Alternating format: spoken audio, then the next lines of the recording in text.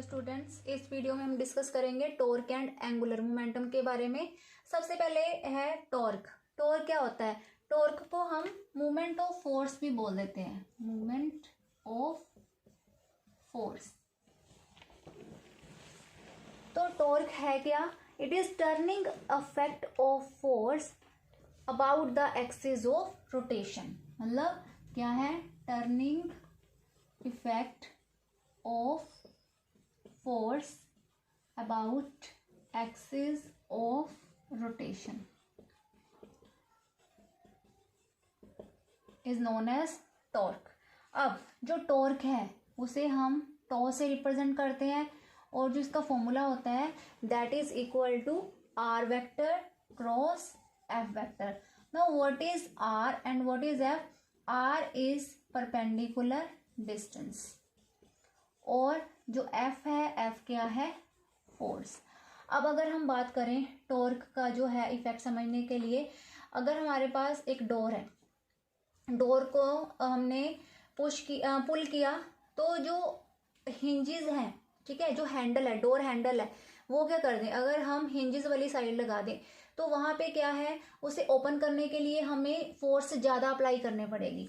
जैसे कि suppose this is door और यहाँ पे अगर हमने हैंडल है, यहाँ पे हिंजेस है, ठीक है, तो अगर हम यहाँ पे हैंडल लगा दें तो इन दोनों ये होएगा, यहाँ पे टर्न होएगा जो है एक्सिस ऑफ रोटेशन ये वाला है, तो जो परपेंडिकुलर डिस्टेंस है वो क्या है? कम है। अगर एक चीज कम है तो दूसरी चीज ज्यादा लगानी पड़ेगी, तो फोर्स हमें यहाँ पे ज्यादा लगानी पड़ेगी। इसी तरह अगर हम जो हैंडल है उसे कॉर्नर पे लगा दें, कॉर्नर पे लगा दिया तो क्या है, जो परपेंडिकुलर डिस्टेंस है बढ़ गई और जो क्या कहते हैं, फोर्स कम होगी, ठीक है, इजीली जो है वो डोर ओपन हो जाएगा। तो ये जो टर्निंग इफेक्ट है फोर्स का about its axis of rotation, उसे हम क्या बोलेंगे? टॉर्क। टॉर्क को रिप्रेजेंट करेंगे हम टॉ से, ठीक है, और इसका फॉर्मूला जो है वो है r vector cross f vector. अब क्या है इसका डायग्राम? पहले 3 एक्सिस ले लिए, it is x axis, y axis और जेड एक्सिस, और ये पॉइंट P है, ठीक है। यहाँ पे हमने जो है टर्निंग इफेक्ट जो है वो वाला ऑब्जर्व करना है। तो यहाँ से लेके ओरिजिन तक की जो परपेंडिकुलर डिस्टेंस है let it be r vector, और जो फोर्स है वो सपोज इस डायरेक्शन में है, तो यहाँ पे फोर्स जो है वो 2 कंपोनेंट्स में डिवाइड हो जाएगी। एक तो इसी डायरेक्शन में थीटा बना रही है तो यहाँ पे हो जाएगी एफ कोस थीटा, एक ये हो गया, ठीक है, और एक इस डायरेक्शन में हो जाएगा, it will B F sine theta. तो अगर हम टॉर्क का फॉर्मूला हटा दें, वेक्टर हटा दें, तो इन टर्म्स ऑफ एंगल क्या लिखेंगे? इसे आर एफ साइन थीटा। और ये जो टॉर्क है it is a vector quantity, ये वेक्टर क्वांटिटी है और इसका formula r vector cross f vector, और जो है अगर इन टर्म्स ऑफ थीटा लिखना हो तो torque is equal to r f sine theta.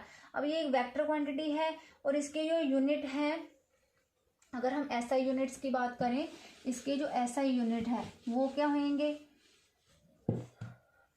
पहले एसआई यूनिट होंगे। देखो फोर्स न्यूटन में होती है एसआई में, और जो डिस्टेंस है वो मीटर में होती है, तो एसआई यूनिट इसके न्यूटन मीटर हो गए, और सीजीएस क्या हो जाएगा? न्यूटन की जगह डाइन हो जाएगा, मीटर की जगह सेंटीमीटर हो जाएगा, डाइन सेंटीमीटर। और इसका डायमेंशनल फॉर्मूला क्या होगा? डायमेंशनल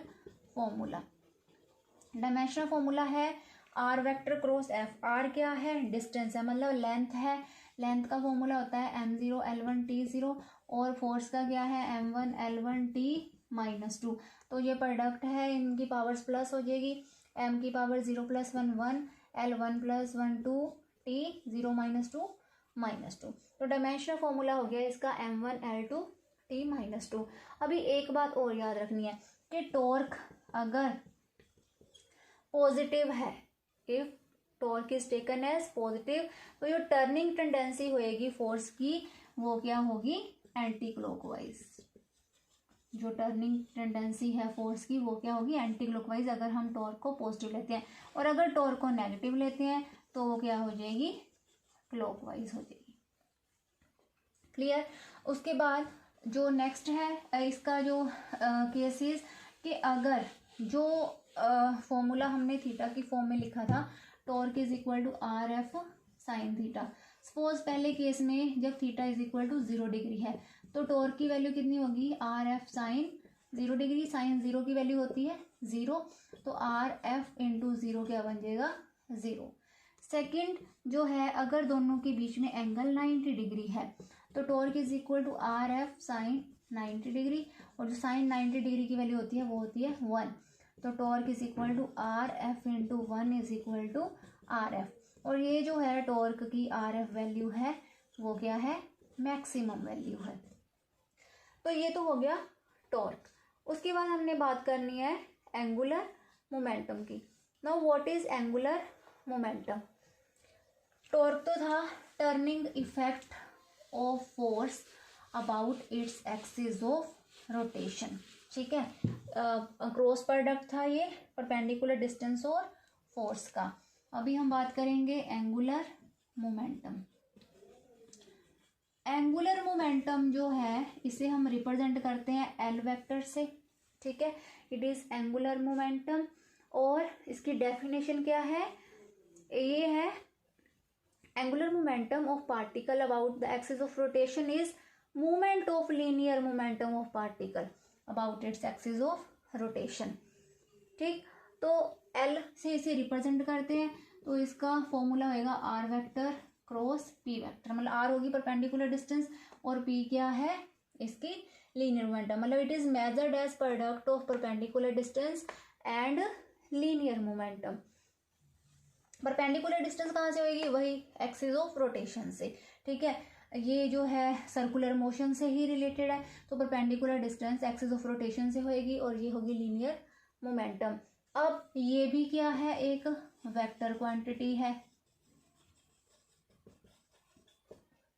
अगर हम इसे मेजर करें तो मेजर कैसे करेंगे। सपोज हमारे पास 3 एक्सिस हैं। फर्स्ट एक्सिस एक्स इधर ले रहे हैं, वाई इधर और जेड इधर। तो जो स्टार्टिंग में हमने पॉइंट पी जो है इधर ले लिया, और जो परपेंडिकुलर डिस्टेंस आर वेक्टर ये है, और जो लीनियर मोमेंटम है it will act in this direction. Similarly इधर पी वेक्टर, ठीक है। फिर अगर हमने ये जैसे वेक्टर प्रोडक्ट में पढ़ा था, तो थर्ड हमने कौन सा कैलकुलेट करना था, angular momentum. It will be along third axis, तो किस डायरेक्शन में होगा, इस डायरेक्शन में। L vector is equal to r vector cross p vector. फिर अगर वेक्टर हटा दिया जाए, l vector is equal to r cross p है, तो अगर इन टर्म्स ऑफ एंगल हमने लिखना है, एंगल कौन सा है, ये वाला एंगल थीटा, तो एल इज इक्वल टू क्या आ गया, आर पी साइन थीटा। ये आ गया इन टर्म्स ऑफ थीटा। अब इसके एसआई यूनिट पहले हम लिखेंगे। एसआई यूनिट क्या होंगे, देखो मोमेंटम के जो है एसआई यूनिट होते हैं एमवी, मतलब किलोग्राम मीटर पर सेकंड। और एक यहाँ पे और आ गया डिस्टेंस, तो मीटर से मल्टीप्लाई हो जाएगा, तो किलोग्राम मीटर स्क्वायर पर सेकंड। और सीजीएस क्या आ जाएंगे, सिमिलरली ग्राम्स, ये ग्राम्स में, मीटर सेंटीमीटर, ठीक है, और second inverse, gram centimetre square second inverse. और अब इसका अगर डायमेंशनल फॉर्मूला हमने कैलकुलेट करना है, डायमेंशनल फॉर्मूला क्या बनेगा, डायमेंशनल फॉर्मूला आर मतलब लेंथ है m0 l1 t0, और लीनियर मोमेंटम का डायमेंशनल फॉर्मूला होता है m1 l1 t -1। तो ये प्रोडक्ट है, पावर्स प्लस हो जाएंगी, 0 + 1 1, l1 + 1 2, t0 - 1 -1। तो ये आ गया डायमेंशनल फॉर्मूला एंगुलर मोमेंटम का। अब इसमें भी स्पेशल केस, जब पहले थीटा इज इक्वल टू 0 है, तो एल क्या होगा, आर पी साइन थीटा, मतलब आर पी साइन 0 डिग्री, और साइन 0 कितना होता है, 0, तो इट विल बी 0। सेकेंड, जब इनके बीच थीटा 90 डिग्री का है, L is equal to R P sine 90 degree. Sine 90 की वैल्यू कितनी होती है, 1, तो L is equal to R P आ गया, और ये इसकी क्या है, मैक्सिमम वैल्यू है। क्लियर। तो ये था हमारे पास angular momentum. Torque and angular momentum के बारे में पढ़ा, दोनों वेक्टर क्वांटिटीज है, दोनों जो है वो एक्सिस ऑफ रोटेशन से हम उसे ऑब्जर्व करते हैं, कैलकुलेट करते हैं, ठीक है। दोनों ही सर्कुलर मोशन से रिलेटेड है। तो ये था टॉर्क और एंगुलर मोमेंटम। नेक्स्ट वीडियो में हम करेंगे relation between torque and angular momentum.